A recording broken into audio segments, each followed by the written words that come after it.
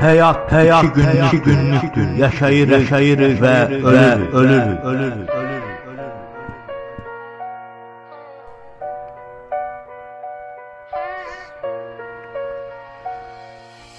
İlim xəncər yol mənə rəhbər götürər doğru yola.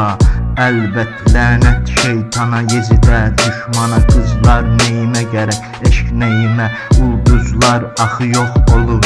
Ay neyimə gərək, günəş neyimə. Ey hacılar hacca gedin, o işarədir, siz dönün.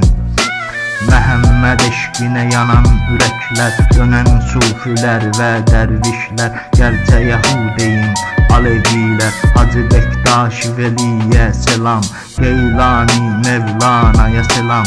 Ərmədən zikir məqamına, dil dönmədən haqq kəlamına. Neysəsində guşa gələn kafirlər də haqqa dönər. Allah'tı saptırıb yönəldən. Bu yola diqqət, İslamdır. Dinindən çıxan mürtəddir. Dalğalanacaq İslam bayrağı, yerindən oynadacaq dağları. Hardadır bəs imanlılar, Ahl-i Beyt və müsəlmanlar? Yayın ki İslamı dünyaya, ayılın şeytan sizi salmış rüyaya.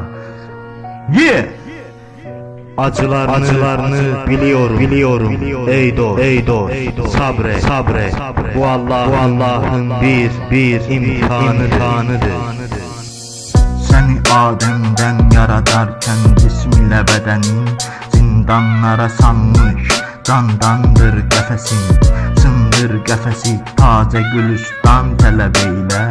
Ey bülbülü qüdsi, sındır fələyin oxun, Yusifə dövran tələb eylə.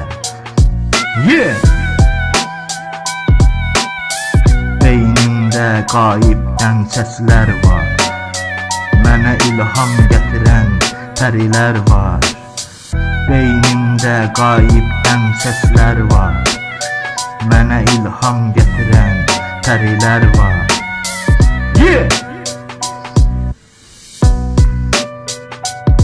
Love you God, love you good humans.